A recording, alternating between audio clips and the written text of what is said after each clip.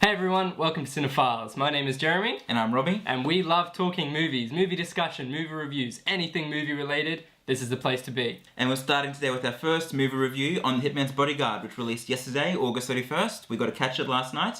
And it stars Ryan Reynolds and Samuel L. Jackson. Hold on to your butts. Hey, Jurassic Park!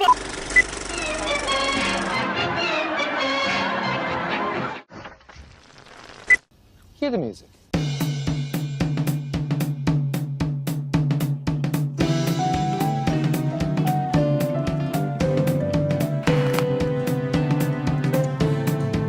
Bond. James Bond. Here's Johnny.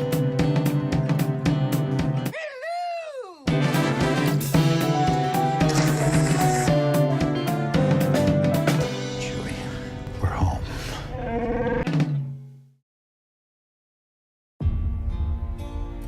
I'm a AAA rated executive protection agent.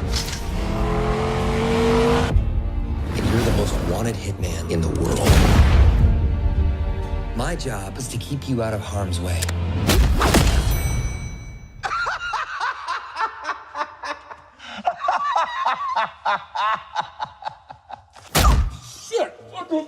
It stars Ryan Reynolds, Samuel L. Jackson, Selma Hayek, Gary Oldman.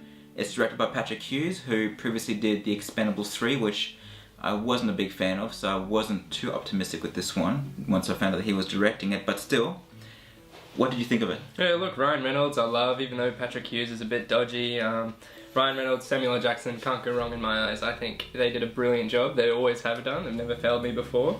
It's funny. I loved it. I thought the comedy was good, especially coming from those two main actors. The action was amazing. Yeah. A lot of bad reviews coming out of the gate for this one. Yeah, which I don't really get. I mean, yeah, it's not a great movie, but it's a fun action comedy. It's an action comedy. It's a buddy. It's kind of like a buddy cop comedy, just kind of. With a bit of a twist. Yeah, a bit of a twist. Yeah.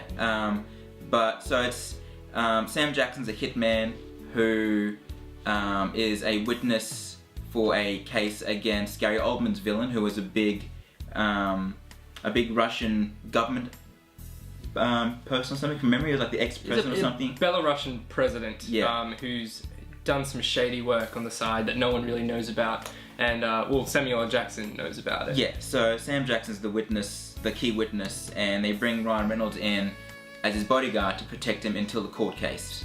And so the entire movie is pretty much Ryan Reynolds and Sam Jackson trying to get to the court case while being pursued by Gary Oldman's bad guys.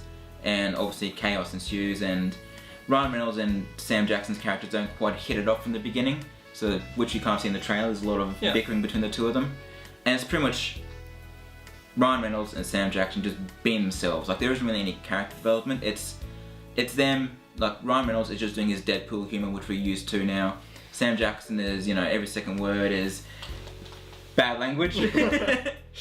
But, you know, you get what you expect, I think. Yeah, yeah, Ryan Reynolds, I mean, although there's not much character development, it kind of speaks for himself. I think Ryan Reynolds and Sam Jackson are sort of just playing themselves. Yeah. Essentially, Yeah. and it's good because we know them. It probably wouldn't have worked with any other duoed actors. I think they bounce off each other really well. Samuel L. Jackson's really charismatic. Ryan Reynolds isn't exactly the most, I mean, he's sort of very blunt with Sam Jackson, and that's how it kind of works. They sort of bounce off each other. The film is definitely built around these two particular actors. Like, it's not like they wrote the script and said, oh, who can we get for these roles? It's very clear that they wrote the script with these two in mind.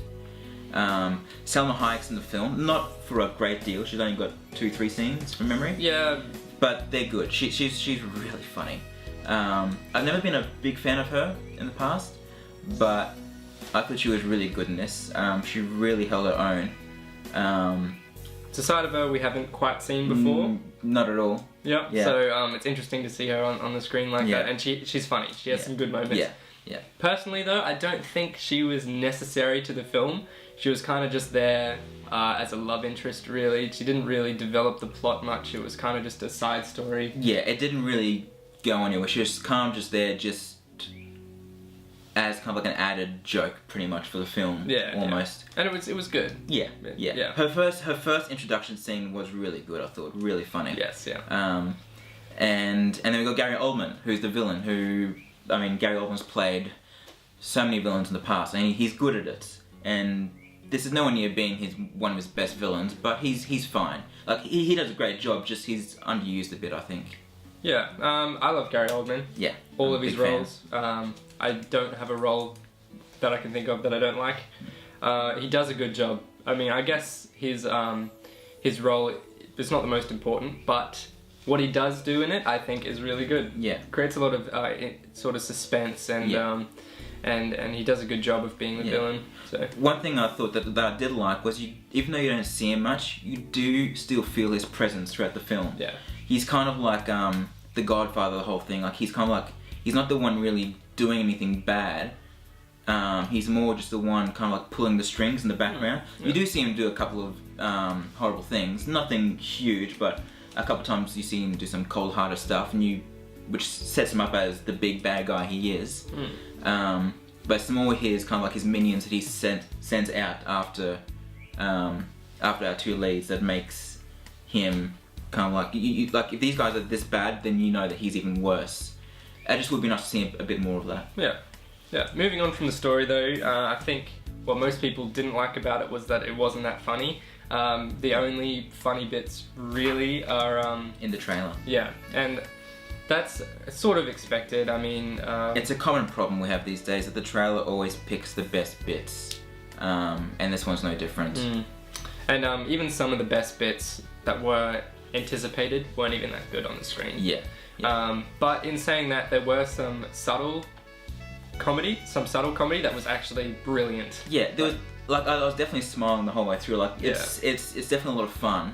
It just wasn't as laugh out loud as I was hoping it would be. Like the trailer, the first time I saw the first trailer, the red band one. Yeah. I was just in stitches from laughing after that trailer. Yeah. And it never gets to that level in the film, unfortunately. But where it lacks in humour, I thought it made up with action, because I didn't expect the action to be this good.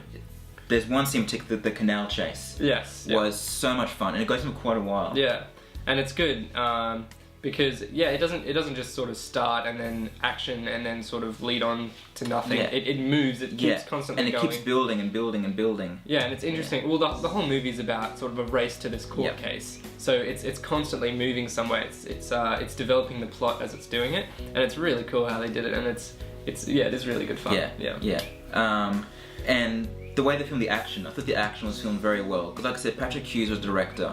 And he did The Expendables 3, and I thought the action there was horrible. I didn't like the way he used the camera. I thought the handheld stuff was shocking in that movie. Couldn't see anything.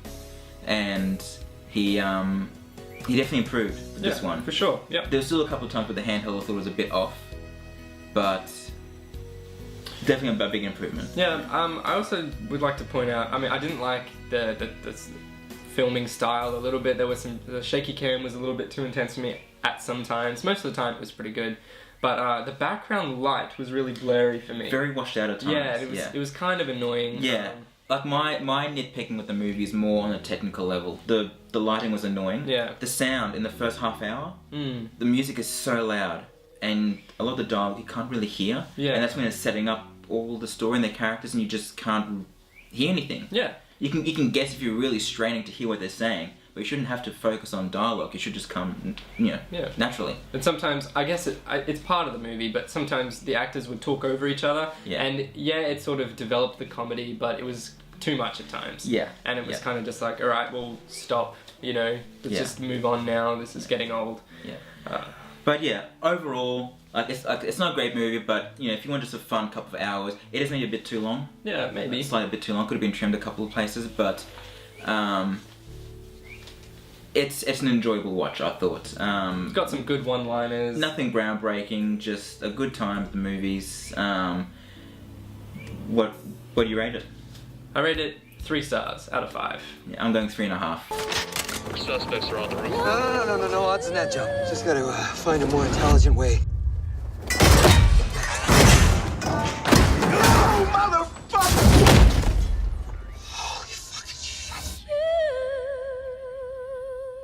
That's it for today. Thanks so much for watching, guys. If you like what you saw, please hit the subscribe button down below.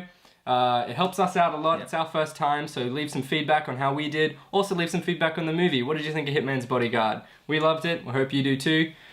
Links for the Facebook page and the website will be in the description down below. I'm Jeremy. And I'm Robbie. And we'll see you at the movies.